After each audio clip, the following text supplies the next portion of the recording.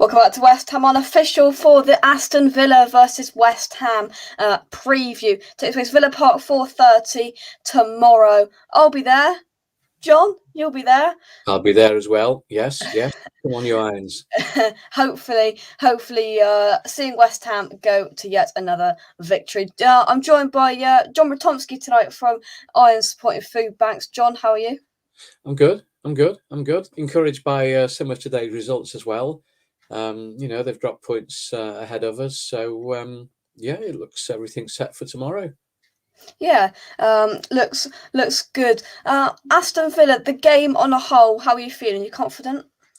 Yes, I am. I said this ahead of Wednesday as well. We're on a roll, and certainly the way the team's been playing and is set out to play, for every game, the players know where they need to be, where to operate. I don't think there's anyone to fear. Without sounding overconfident, the team knows how good it is, whilst respecting, everybody we play. Yeah. Certainly on Wednesday night against City, they had far more of the possession, but we were solid, and got the result in the end, ground it out, and then after an hour we brought on the big guns, and I think that changed the game as well. We finished so strongly, so I'm expecting more tomorrow. Prediction wise, I'm going for a 2-0 win. Yeah. In terms of Aston Villa, of course, they lost Jack Grealish late on in the summer transfer window. Would you say they've invested their £100 million back in quite well? I mean, they've had to spend money, and they have, but it just hasn't quite clicked for them yet, has it? No, it hasn't. It's difficult to see why. I mean, they're playing back against their passionate fans, so that should be lifting the team. But they've had some very, very dodgy results, and I read something I think in the last week that their manager's next favourite to get the chop. I saw that. Yeah. It's looking a little bit hairy for them, but that's them. We know what our team can do, and what our expectations are from our team. So we'll give them a good shout tomorrow, and it looks as if we'll have 3,000 there. You'll be there, and if you sing and shout as loudly as you did when we heard you at Goodison the other week, you're going to inspire the rest of us to sing loud and cheer the lads on. Wow, there you go. What can I say? But do you think on the run we're currently on, was it 5 games, 5-game winning streak in all competitions? Do you think whether, we saw it on Wednesday night, whether we put out our second team in the Carabao Cup or whatever, and then our first team out in the Premier League, we seem to be, I know it sounds cliche, but at the moment we're unstoppable, it seems like, from most sides. Yeah, I agree. The players know the pattern, where they have to play, how they have to operate. Whichever team, if it's Team A or Team B that they're playing with, the result is the same. It was great to see that team that was put out on Wednesday stand up so well against Man City, even though they had most of the play. We defended well. We were very solid, and going forward, we were dangerous. We could have scored in open play as well. We had those chances. And so, we're expecting that it'll be an even stronger team out tomorrow. And again, respect to Aston Villa, but we've got more points than them at this stage. Oh yeah, we have, of course.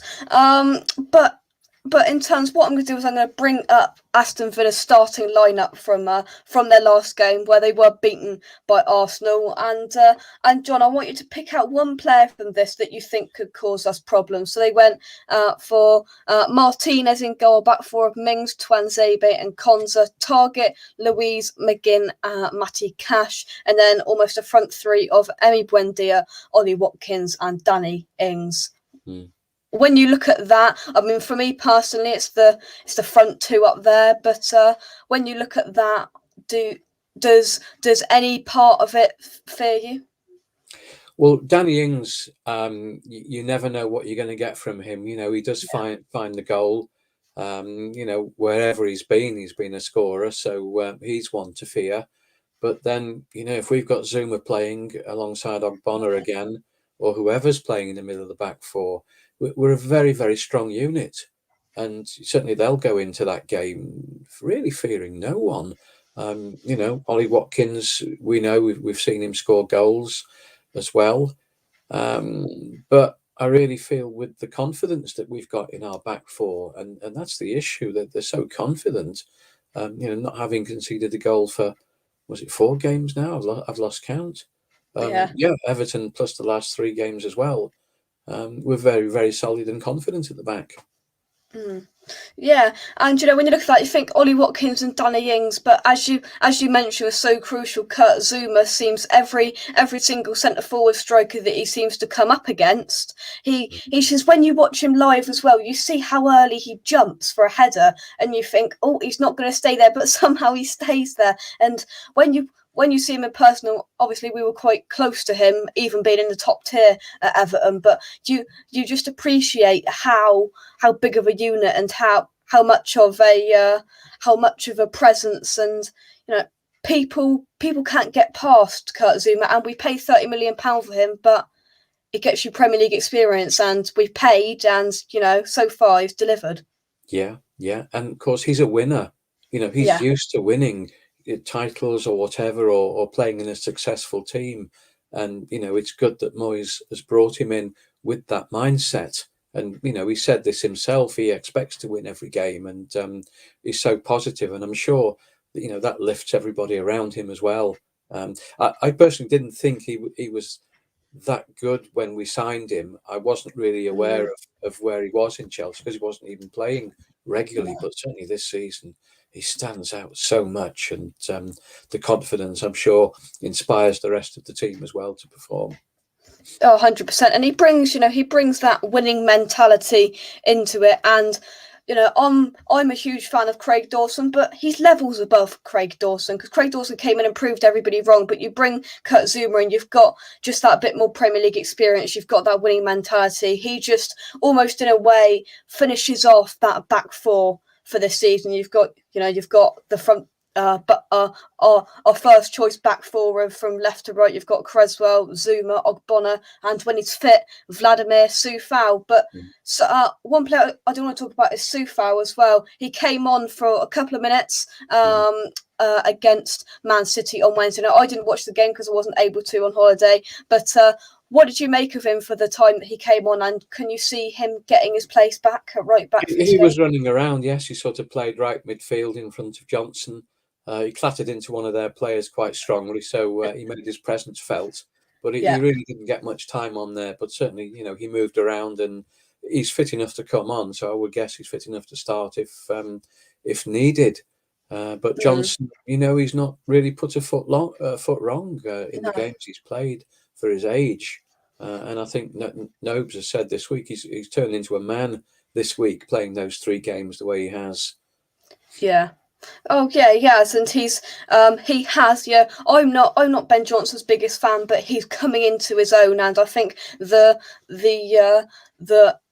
appearances in the Premier League as well is definitely helping him. Right, we've got our next guest on for a couple of minutes, so let's get him on. Dan, how are you? Jake, you all right? Yeah, not too bad, not too bad. The game, how are you feeling quickly then, Dan? Aston Villa confident? For tomorrow, yeah, confident every week at the moment. We're playing so well.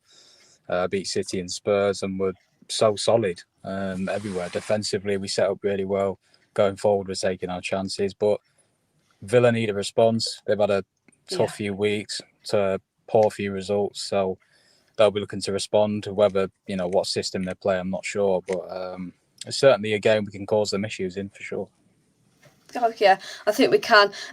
Do you fear, me and John talked about a minute ago, Aston Villa's front line of Ollie Watkins and Danny Ings, but then we said we've got Kurt Zuma, who's not putting a foot wrong. Yeah, Kurt's been a great signing. I'm, really shocked we got him for the price tag we did, 25 million nowadays. If you look at Ben White, went to Arsenal for 50 million. It's an absolute steal. He's so good, Zuma. His distribution's great. He's doesn't put a foot wrong defensively, but he's up against a very good, 2 very good strikers, Watkins and Ings, that complement each other very well. Watkins is quite quick and he moves well. He obviously scored against us last season at Villa Park, and Ings is a superb finisher. So it's important him and Ogbonna really stay compact to them. Don't allow them any distance to get shots off, because if they do, you've got an issue. And Liam Bailey as well. He's a really good player. He obviously signed for them in the summer. Hasn't really got motoring because he didn't have a pre-season, but he's come on. He obviously scored against Everton, did well against Arsenal, looked a big threat for them. So if he plays tomorrow, if they accommodate him, then it could be good for them, because since Danny Ings has come in, they've kind of shoehorned players into wrong positions. Buendia, who's a cam's been playing centre mid. McGinn's had to drop deeper when he's better going forward. So that's Dean Smith's main problem at the moment is trying to accommodate Ings and persist with that, when really we might have to drop him and bring in Leon Bailey instead. Yeah, John, one key player from West Ham tomorrow. When you look attackingly at our front four, who's the one, do you reckon, that has got the key to unlock Aston Villa's defence tomorrow? I think it's Jared Bowen.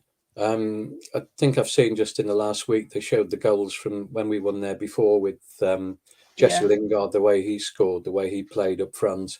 And I reckon Jared could be playing in that similar role and getting those shots in.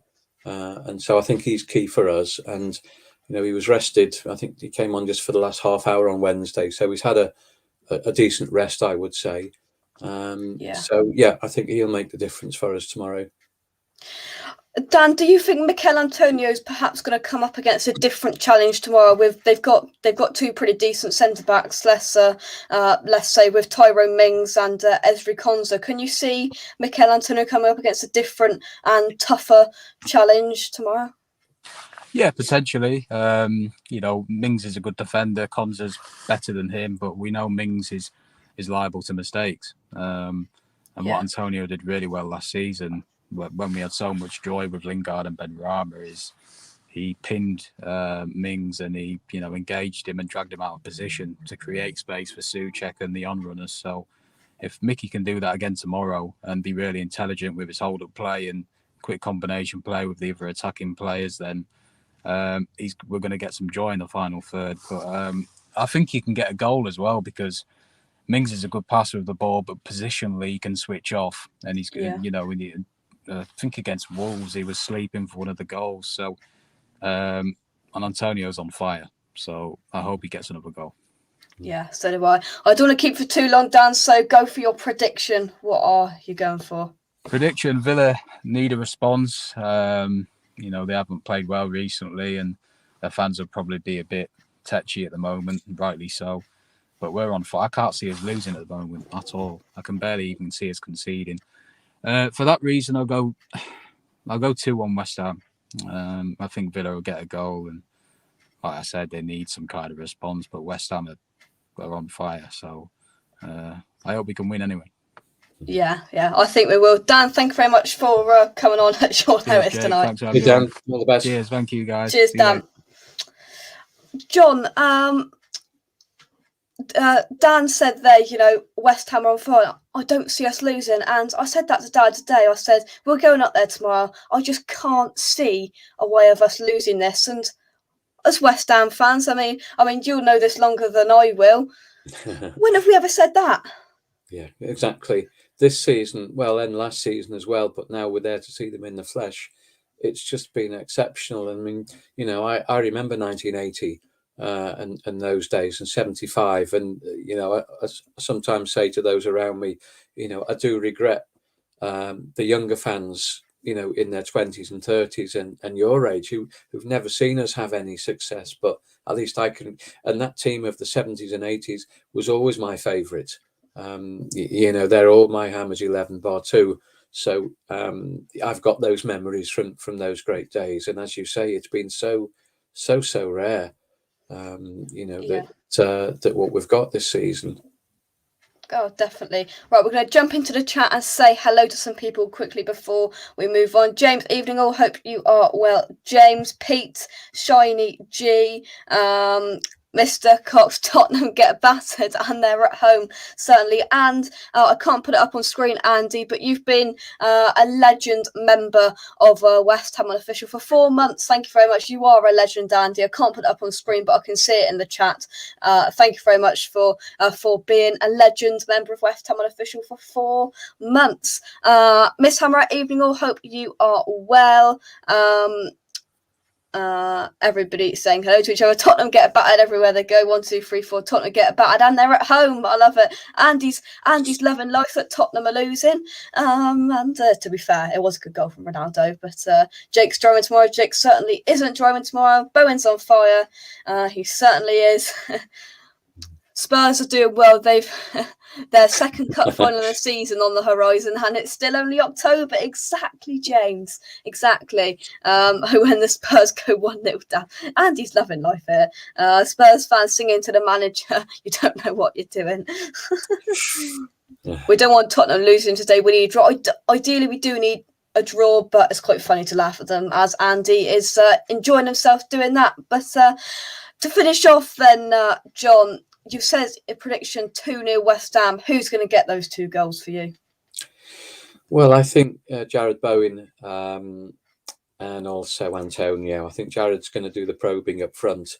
It's like Dan said before, they've got to get a result and get a performance in after last week's defeat. However, if they don't, and we start off as we did at Everton and control the game for the first half hour, their heads will just drop, and their fans will go quiet. We'll be making lots of noise, and so I think that's the prediction for the way the game's going to go. We'll eventually control it, and I say this sat here with my fingers crossed, of course.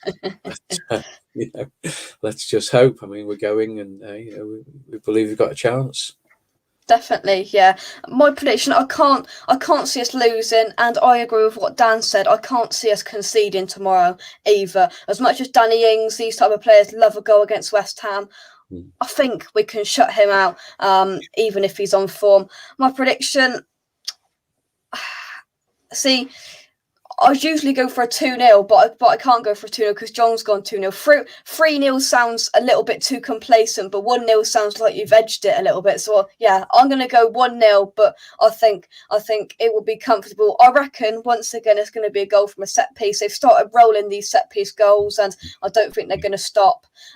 So I'm going to go. Thomas Souček has not scored, and it feels like years, so I'm going to go for a Thomas Souček header to get the winner. Andy says it's a goal. Who scored? Let's have a look. Have United scored? Have Tottenham scored?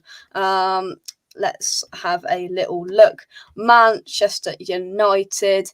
Oh, it still says 1-0 on my screen. What's happened, Andy? What's happened? Your final thoughts, though, John, about the game to finish off. Well, as we've seen, we're all very, very confident. It consolidates our position in the top 4, moves us nearer to the top 3 if everything goes well, the way the results have gone. Yeah. And, the next test is going to be next Sunday against Liverpool. That's really going to be a tough test. But, they were 2-0 up today and dropped 2 points. So, that they're beatable and not guaranteed to win every game. And we'll certainly give them a good game as we did against Manchester City. So we still are on that roll, and I'm sure that's what the gaffer is saying to the team before they go out. Look, let's keep this run going. Let's show everybody how good you are. So yeah, I mean, so much confidence. Oh yeah, definitely. So there we go. That is the preview. John, let's see. Huge thank you for coming on. Hopefully we'll see you tomorrow. If you're there tomorrow, come and say hello if you see me. I quite like to sing, as John Hurd's on as John Hurd, and you all probably heard on the vlog as well for the Everton game. It's going to be an away day vlog. Hopefully that'll be up Monday morning.